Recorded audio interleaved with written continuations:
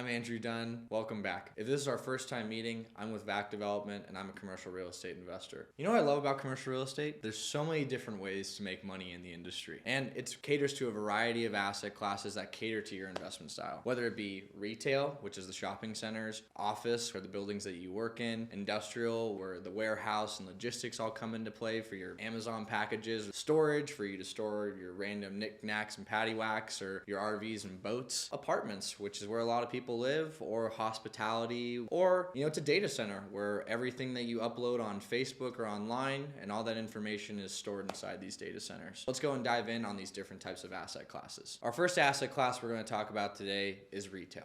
Now, what is retail? Retail is a Starbucks, a Walmart, a Lowe's, shopping centers, malls, anything that is typically service orientated where a consumer comes in and they go and buy something. An Urban Outfitters or a restaurant like a Taco Bell, an IHOP. Those are all retail assets. There's different types of retail. There's standalone retail, drive-through, or you have the shopping center. There's an inline shopping center, which is basically you have these McDonald's, a gas station, and a Starbucks out front. And then you have these little strip centers in the back that have, a nail spa or a restaurant or various just kind of retail services that you see in your community shopping center. Or there's a grocer anchored shopping center, which is a Walmart, an Albertsons, a Ralph's, a Vons, and all the retail surrounding this grocer is driving it. So a grocer anchored shopping center has value because the grocer is the main traffic point that drives this traffic into the center that then is kind of feeded off into these other inline tenants. You always want in these retail shopping centers some sort of anchor that drives traffic. Next, we're going to talk about office. You've seen in the news lately with the whole work from home and since the pandemic that companies have been closing offices across the country. Now let me tell you, there's different types of offices. There's suburban office, core and urban office,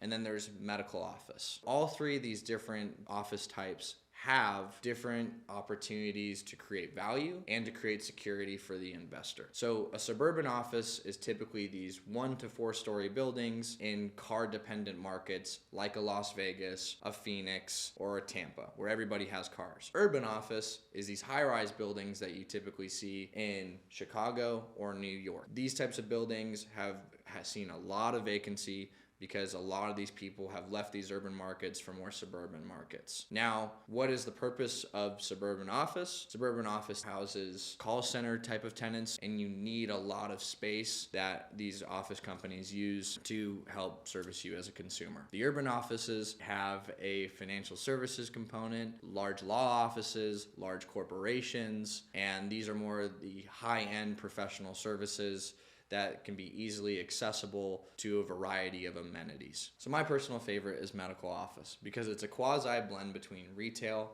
and office, meaning these medical professionals hold their position in these different office locations for a long period of time. During COVID, doctors had a 99% collection rate in their rents, meaning they paid their rent 99% of the time and nobody really ever defaulted. And I believe as our population in the United States continues to age, we're going to need more medical office. We're going to need more of these healthcare services to help our community. So what I like about medical office is it's a segmented position. You need medical professionals, and people need these services no matter where they are across the country. So I just talked to you the 3 basic forms of office. I personally really enjoy office because it scares a lot of people because it's complicated and it takes a really skilled real estate professional to understand this asset class, but don't be afraid of it because there's different types of sub-asset classes of office that cater to a variety of investors' needs. Now let's talk industrial. So what is industrial? The most common forms are either a warehouse space where companies store their goods, or it's a distribution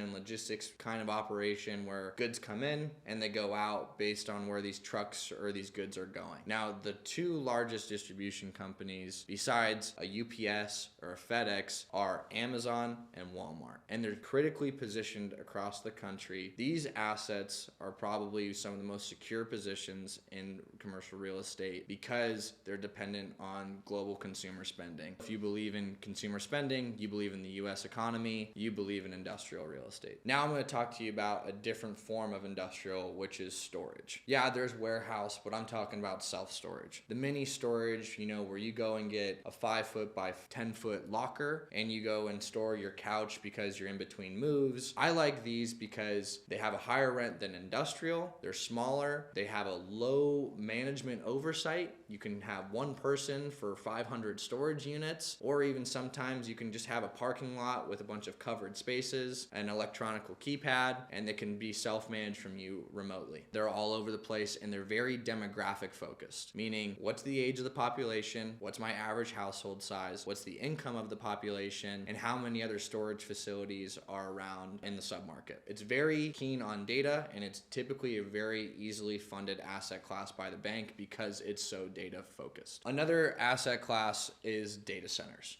These data centers have become massive over the last 10 to 20 years because as Facebook, Amazon Web Services, Microsoft's Azure, as much as you think that your data and pictures and videos that you post online just go into the cloud isn't this theoretical thing in the sky. The cloud is actually these data centers that are in your market. So what happens is Facebook and Amazon and Microsoft, they all have these data centers across the country that store these photos and videos and documents, and that they need a large footprint. And typically they need to be around water and cheap electricity. The water cools all these massive data center units, and the cheap electricity funds all these data centers so that you don't go offline when you're playing your video games online or you're live streaming. That's what these data centers are used for. Here's an asset class I don't like to talk about often because I don't really ever invest in it. It's the hospitality industry. So hospitality are hotels.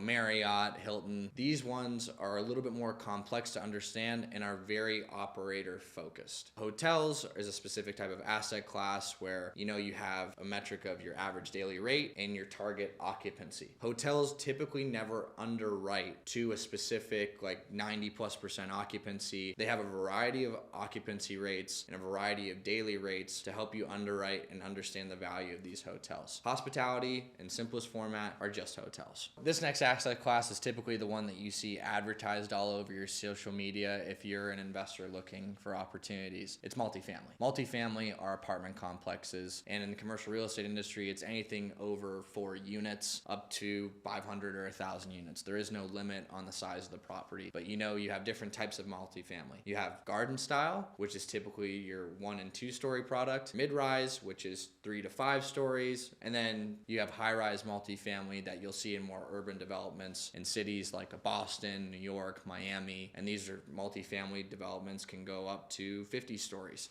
if the economics make sense. But these are just apartment units, and the interesting thing about multifamily is I can run the same apartment complex with the same staff of 100 units, I can run with 250 units. So it's a great asset class. As you get more units, it's easier to scale, thus increasing your profit margin because your expenses go down versus the rent. Let's talk mixed-use developments. A mixed-use property is something that has a variety of uses, but typically you're gonna see a mixed-use development have apartments on top and retail on the ground floor, or you'll see a blend of apartments, office, and retail all together. Now, why do people like mixed-use developments? It mitigates the risk of just taking the asset as standalone. I get more in rent for retail, I get more in rent for office than I would for apartments depending on your market. It's a diversified risk opportunity. It really maximizes the value of your building. There are all these different types of asset classes for every type of investor. Invest in what you believe in. If you believe in shopping centers because you like going to these restaurants and these stores, invest in retail. If you believe in storage because you use a storage facility yourself, use storage. If you believe in Amazon and all these packages that you order to your front door, invest in industrial. There's so many different ways to invest in real estate, and there's so many different asset classes for what you want to invest in. I'm more deal-orientated focus. I'm asset class agnostic. I don't really care about what necessarily the asset class is. I care about what the deal is. I care about what the opportunity is, what risk it perceives to me as an investor. Now, some people are asset class allocators where they only buy apartments or they only buy retail, and even get more specific where they only buy apartments in a certain type of market like the Southwest, which is, Arizona, Nevada, and New Mexico, or they only buy them in urban environments in major metro cities like New York or Boston or Miami. It just matters what you want to be as an investor and what works for you. That's what you need to think about. So we're putting out a video every Tuesday. Let me know in the comments what you want to learn about, and looking forward to seeing you next week.